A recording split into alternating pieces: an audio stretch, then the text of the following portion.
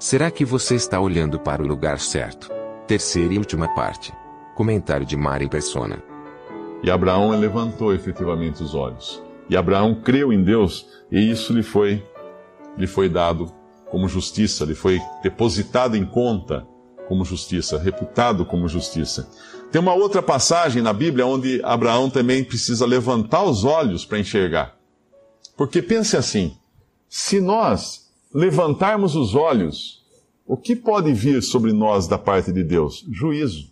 Acabei de falar que nós somos pecadores. O que nós podemos esperar de Deus? O que um pecador pode esperar de Deus? Juízo, justiça. Deus condenando o pecado e o pecador, porque é pecador. Isso que nós podemos. Se eu tivesse que me encontrar com Deus agora, o que eu poderia esperar de Deus? Como um pecador? Olha, pergunte para o réu. Pergunte para um réu, um facínora qualquer. Escuta, vou levar você até o juízo. O que você pode esperar do juízo? Ih, cara, do juízo eu só vou esperar a condenação. Eu não vou mais sair da cadeia. Ele só pode esperar a condenação de um juiz. Então, eu levanto os olhos para os céus, mas o que pode me ajudar vindo dos céus? Se Deus é um Deus justo que vai julgar o pecador. No capítulo 22 de Gênesis, um pouco adiante da nossa passagem, nós vamos encontrar Abraão agora já com o seu filho Isaque. Deus efetivamente cumpriu a sua promessa, porém Deus vai colocar agora uma prova em Abraão. Deus vai provar, vai testar a fé de Abraão. E Deus chega para Abraão e fala assim, toma o teu filho, no versículo 2, o teu único filho, Isaque, a quem amas, e vai-te à terra de Moriá, e oferece-o ali em holocausto. O que é holocausto? É amarrar num altar, em cima de uma pilha de lenha e pôr fogo. Oferece-o ali em holocausto sobre uma das montanhas que eu te direi. E Abraão faz essa loucura, Abraão faz. Por que Abraão faz? No Novo Testamento nós descobrimos isso, tem uma passagem que diz que Abraão cria tanto em Deus que ele sabia que Deus era capaz de trazer seu filho de volta dos mortos. Isso é fé. O mesmo Deus que falou para ele, levanta os olhos, olha para o céu, eu vou te dar um filho. Eu vou te dar um filho, a sua descendência será como as estrelas do céu. O mesmo Deus que tinha prometido a ele e deu um filho, quando? Quando ele já não tinha nem condições de andar mais, ele era um homem velho, idoso. Esse mesmo Deus poderia muito bem trazer o seu filho de volta da morte. E assim Abraão obedece, mas tinha que ser numa das montanhas que eu te mostrar. Deus fala. Sobre uma das montanhas que eu te direi. Mais uma vez Abraão sai por fé, ele não sabe que montanha que é. Deus vai mostrar para ele quando ele chegar lá. E ele vai até, ele vai caminhando, ele leva o seu filho, ele leva 2 empregados, ele leva lenha para o holocausto, ele leva uma faca também para matar a vítima. E no terceiro dia, no versículo 4, ao terceiro dia levantou Abraão os seus olhos e viu o lugar de longe. Mais uma vez Abraão precisa levantar os olhos para ver o lugar de Deus, para ver a montanha que Deus havia escolhido para ele oferecer o sacrifício. E ali Abraão vai, amarra o seu filho sobre uma pilha de lenha e está a ponto de matar o seu filho com um punhal, quando Deus fala, quando o anjo do Senhor lhe brada, no versículo 11, Abraão, Abraão, e ele diz, eis-me aqui. Então disse, não estendas a tua mão sobre o moço e não lhe faças nada, porquanto agora sei que temes a Deus e não me negaste o teu filho, o teu único. Então levantou Abraão os seus olhos e olhou, e eis um carneiro atrás dele, travado pelas suas pontas no mato. E foi Abraão e tomou o carneiro, ofereceu em holocausto, em lugar de seu filho. Mais uma vez Abraão precisa levantar os olhos para enxergar esse carneiro, preso pelos chifres no arbusto. Esse carneiro morre então no lugar de Isaque. O sacrifício que Deus exigia era Isaque, mas Deus proveu um substituto para Isaque, que era o carneiro. Mas para isso Abraão precisou escutar a voz de Deus e levantar os olhos para enxergar o carneiro. E qual carneiro poderia ser o meu substituto, poderia ser o seu substituto? Qual cordeiro que é chamado na Bíblia o Cordeiro de Deus? Quando o Senhor Jesus começa o seu ministério por volta dos 30 anos de idade, João Batista o vê, aponta para ele e diz às pessoas que estão em volta de si, Eis o Cordeiro de Deus que tira o pecado do mundo. Ali estava o verdadeiro Cordeiro que seria sacrificado de uma vez para sempre no lugar do ser humano. E houve um monte também. Mais uma vez um monte entra na história, na Bíblia, o Monte Calvário. Ali no Monte da Caveira, era o lugar onde eram executados os criminosos, você vai encontrar o relato de 3 cruzes.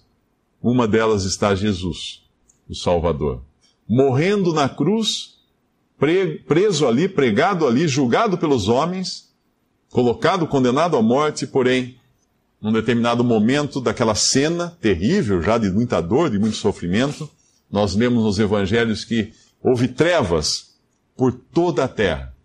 Trevas por toda a terra. Por quê? Porque naquele momento estava vindo do céu, o mesmo céu para onde Deus mandou Abraão olhar, estava vindo do céu não uma bênção, não uma libertação, não uma salvação para Jesus, porém o fogo do juízo de Deus. Deus julgou e condenou a Jesus na cruz do Calvário. Ali, naquelas 3 horas de trevas, ele recebeu sobre si o juízo por nossos pecados. Ele era ali o cordeiro preso no madeiro ali, não nos arbustos, mas no madeiro. Ele era ali o substituto para o homem pecador, para que todo aquele que cresce nele fosse salvo. Deus efetuou essa obra porque Deus viu que não havia salvação para nós. Não havia uma maneira de Deus nos salvar, a não ser entregando um sacrifício substituto, como ele fez para salvar Isaac, efetivamente, naquela cena, lá no Antigo Testamento, quando ele deu um carneiro para substituir a morte do filho de Abraão. Você talvez pergunte, mas e antes de Cristo? Não tinha um cordeiro, então? Não tinha um salvador? Tinha, era o mesmo. A cruz, ela é um marco da nossa história, da história da humanidade. Antes de Cristo, todas as pessoas que morreram, crendo que Deus ia prover uma solução para o seu pecado, e de uma certa forma, crendo então nesse cordeiro, nesse sacrifício, foram salvas. Depois de Cristo, todas as pessoas hoje que creem em Jesus como seu Salvador, aceitam pela fé o destino que Deus dá a elas. É como se Deus falasse, creia no meu filho, eu vou levar você para o céu. Mas eu não vi a cruz, eu não vi Jesus, eu não tenho nada para ver. Por isso é fé. É por isso que chama fé, não chama vista. Todas as pessoas hoje que creem em Jesus como Salvador, creem em Jesus como substituto, que morreu por nossos pecados, para nós não sermos condenados no final, no juízo final. Cada um que crê nele tem assegurada por Deus a sua salvação. E esse seguro, onde está? Está aqui, nesse livro, a palavra de Deus. Deus falou para Abraão, Abraão creu em Deus. Deus falou para Abraão, você vai ter um filho, Abraão creu em Deus de novo. Deus falou para Abraão, vai lá sacrificar o seu filho. Abraão creu em Deus, outra vez. Abraão creu em Deus. E ele sempre cria em algo que ele não via, que ele não experimentava, que era até absurdo para a inteligência humana. Mas Abraão creu em Deus. E eu convido cada um agora aqui a crer, não a olhar para si mesmo, porque você vai ver só pecado. Vai ver só pecado. Olhar para si mesmo é o pior espetáculo que você vai encontrar. Você só vai enxergar podridão, pecado e falhas terríveis. A nossa história é uma história de falhas.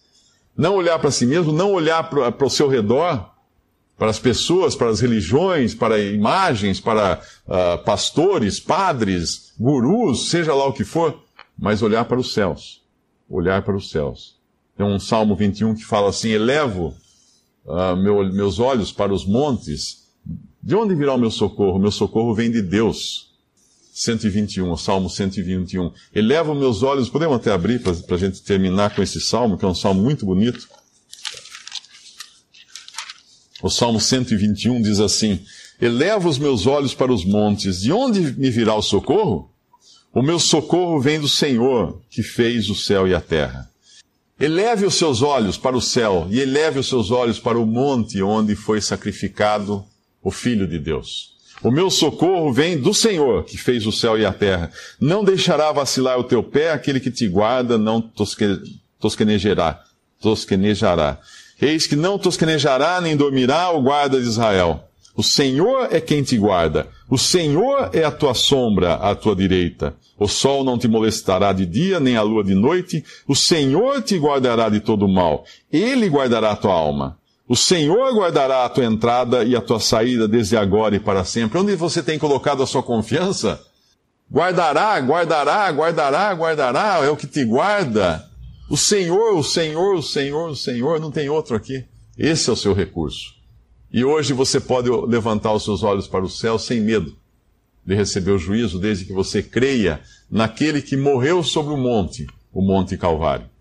Porque o Senhor vai guardar você de todo mal, desde agora e para sempre.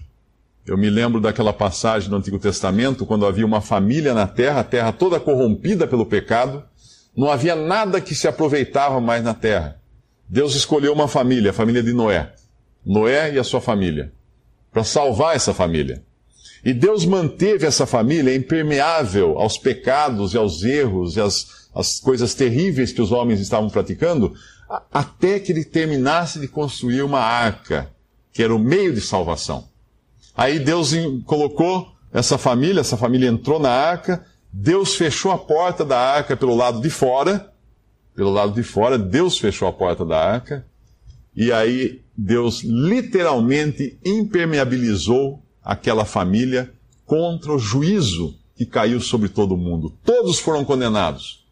Todos os habitantes da terra morreram naquele juízo do dilúvio. Porém, uma família estava impermeável ao juízo dentro da arca. Deus quer impermeabilizar você contra o pecado.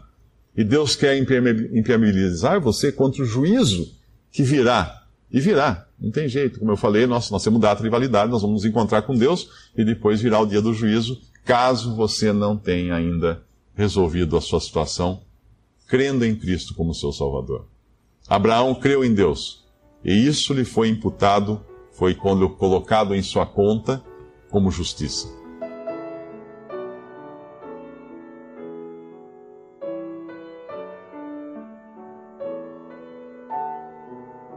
Visite Respondi.com.br. Visite também 3minutos.net.